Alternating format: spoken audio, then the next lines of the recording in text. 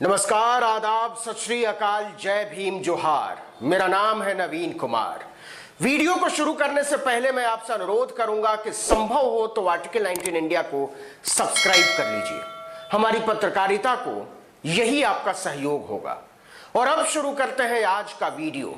पूरे भारत का ध्यान पश्चिम बंगाल पर लगा हुआ है। आप जानते ही हैं कि एक अकेली औरत को हराने में, उसे नीचा दिखाने में, कमतर साबित करने में बीजेपी ने मर्दों की पूरी टोलियां उतार डाली हैं। सब जानना चाहते हैं कि बंगाल का क्या होगा। लेकिन आज मैं बंगाल नहीं, असम की बात करने वाला हूं। वहां भी चुनाव हो रहे हैं और बीजेपी ने असम को नागरिकता कानून यानी सीए की प्रयोगशाला बनाया था। कोई 2 महीने तक गुवाहाटी इस कानून की आग में जलती रही थी। शाहीन बाग और लखनऊ के घंटा घर आंदोलन को तो हम सब ने देखा है। लेकिन नोएडा के फिल्म सिटी से चलने वाले बीजेपी के पालतू चैनलों ने गुवाहाटी, दीमापुर, ग्वालपाड़ा, सिलचर, डिब्रूगढ़ से आने वाली तस्वीरों पर पूरी तरह से ताला लगा दिया था। पूर्वोत्तर में बीजेपी ने पहली बार असम में ही कमल खिलाया था। मई 2016 में सर्बानंद सोनोवाल को पार्टी ने मुख्यमंत्री बनाया था। बंगाल की चर्चा में 126 विधानसभा सीटों वाले असम की बात ही नहीं हो रही और असम में बीजेपी को अपनी सत्ता खिसकती हुई नजर आ रही है।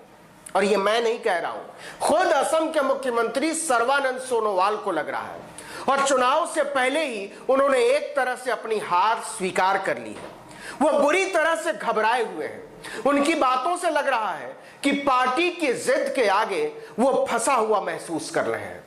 उनकी मुद्राएं बता रही हैं कि वह जनता का सामना नहीं कर पा रहे हैं। उसके सवालों और उसकी चिंताओं का जवाब नहीं है उनके पास। बताते हैं कैसे, इसको जरा ठीक से समझने की जरूरत है। असम चुनाव में बीजेपी का सबसे बड़ा चेहरा है हेमंता बिस्वा शर्मा। कांग्रेस से बीजेपी में गए थे और उन्होंने ही 2016 में बीजेपी को सत्ता तक पहुंचाया था असम में। लेकिन इस बार उन्होंने चुनाव से पहले ही बोल दिया है कि असम में सिर्फ विकास के मुद्दे पर चुनाव नहीं लड़ सकते। और अगर कोई ऐसा सोचता है तो भ्रम में जी रहा है। लेकिन बीजेपी तो यही कहती है कि विकास के मुद्दे के बाद कुछ बचता ही नहीं। गौर कीजिए, बीजेपी ने असम से ही पूरे देश के लिए सीए एनआरसी मॉडल उछाला था। बंगाल में भी अमित शाह इसका झुनझुना बजा रहे हैं। लेकिन असम में बीजेपी एनआरसी से भाग रही है, गलती से भी इसका फायदा नहीं गिना रही है। तो ऐसा क्यों हुआ? हेमंता बिस्वा शर्मा तो सीए एनआरसी के नाम से ही कन्नी काटने लग रहे हैं। वो कहते हैं कि असम में पहचान की राजनीति का महत्व न समझना बहुत नुकसानदेह साबित होगा, क्योंकि इस राज्य में सामाजिक आर्थिक जीवन के लिए पहचान का मुद्दा बहुत ज्यादा महत्वपूर्ण है। तो क्या एनआरसी का दांव बीजेपी के लिए असम में उल्टा पड़ता हुआ नजर आ रहा है? बीजेपी के सबसे बड़े नेता का इस मुद्दे से भागना क्या बताता है? हेमंता बिस्वा शर्मा कहते हैं कि विभाजन के दिनों से ही असम घुसपैठ की समस्या से लड़ता रहा है। यही कारण है कि असम की राजनीति और सामाजिक, सांस्कृतिक, आर्थिक जीवन का बहुत बड़ा हिस्सा इसी के आसपास विकसित हुआ है। असम के इतिहास के सबसे बड़े नेता और पहले मुख्यमंत्री गोपीनाथ बोरदोलोई, जिनके नाम पर गुवाहाटी एयरपोर्ट है, और बिमला प्रसाद चालिहा जैसे दिग्गजों ने भी असम की सांस्कृतिक पहचान को आगे करके ही चुनाव लड़ा था। असम के लोगों के दिलों में यह बात बहुत गहरे तक धंस गई है कि एनआरसी लागू करके बीजेपी ने उसी पहचान पर चोट की है और चुनाव में कांग्रेस इसे ले उड़ी है। कांग्रेस लोगों को बोरदोलोई की याद दिला रही है, जिन्होंने असमिया अस्मिता के लिए अंग्रेजों से लड़ाई लड़ी थी। नवंबर 2020 में दिवंगत हुए तरुण गोगोई की तस्वीर दिखा रही है और पूछ रही है कि आप हिंदू राष्ट्रवाद के तूफान में अपनी असमिया पहचान को मिटा देने वालों को दोबारा भाग्य विधाता चुनेंगे क्या? इस सवाल से बीजेपी परेशान हो उठी है। याद कीजिए, खुद गृह मंत्री अमित शाह ने संसद में सफाई दी थी और प्रधानमंत्री नरेंद्र मोदी ने भी कहा था कि सीए एनआरसी से असम की सांस्कृतिक पहचान को नुकसान नहीं पहुंचेगा और केंद्र सरकार इसकी हिफाजत करेगी।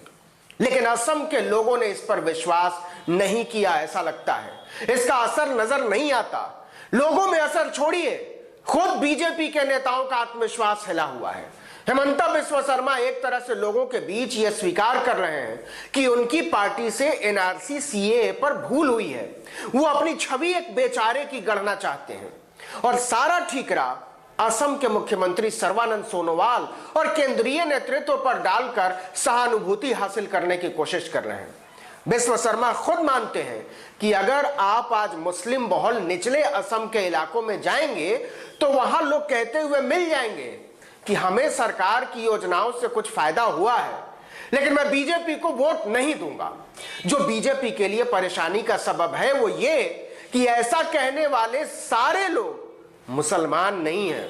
इसमें बहुत बड़ी तादाद में हिंदू और बोडो आबादी है। असम के ग्रामीण परिवेश में हिंदू मुस्लिम इस कदर गुथे हुए हैं कि एक के मन में दूसरे के प्रति जहर बोकर आप लंबी राजनीति नहीं कर सकते। यही बीजेपी के लिए काल बन गया है।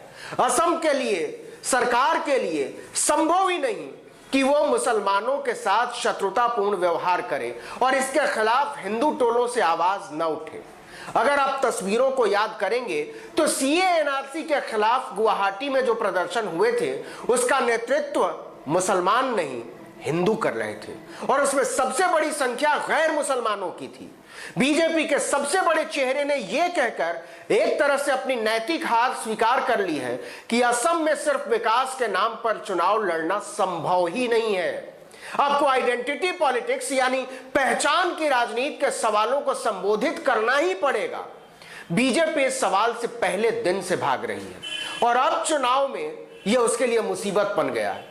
इसका हल उसने ये निकाला है कि सीए एनआरसी पर बात ही ना की जाए, इसे तूल देने से बचा जाए। लेकिन कांग्रेस लगातार यह साबित करने की कोशिश कर रही है कि बीजेपी असमिया पहचान की हमलावर है। आपको याद हो तो 2016 में 126 सीटों वाली असम विधानसभा में 86 सीटों पर जीत दर्ज करके सबको बीजेपी ने चौंका दिया था।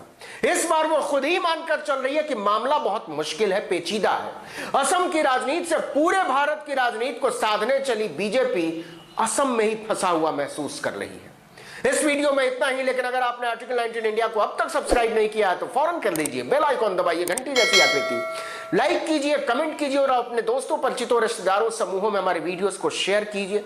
हमारा फेसबुक पेज आप जानते ही आर्टिकल 19 इंडिया, उसको भी जरूर लाइक और सब्सक्राइब कर दीजिए। वीडियो को तो लाइक कीजिए ही कीजिए, पेज पर जाकर भी जरूर लाइक कर दीजिए। नमस्कार।